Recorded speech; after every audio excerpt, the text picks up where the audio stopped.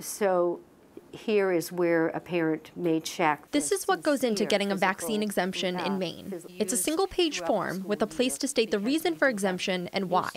Cece Costello is the school nurse at Old Town and Alton elementary schools. She says this form needs to be completed every year. Parents can choose at this time to opt for an exemption for immunization. The exemption options are medical, religious belief, or a sincere philosophical reason.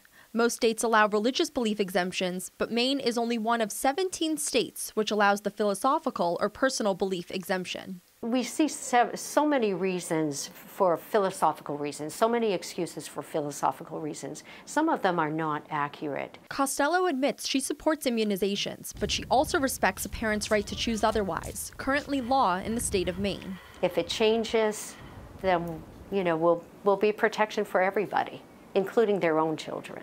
While Costello sees many exemptions for philosophical reasons, the causes for medical exemptions are actually quite rare. Dr. Dora Mills says there are very specific requirements laid out in the state's rules, determined by the Centers for Disease Control and Prevention. So if they meet one of those conditions, then they can obtain a medical exemption. A condition such as an immune suppression. But in Dr. Mills' years as a practicing pediatrician, she could only recall a couple of instances where she had given a medical exemption. That's how difficult it is to obtain a medical exemption in the state.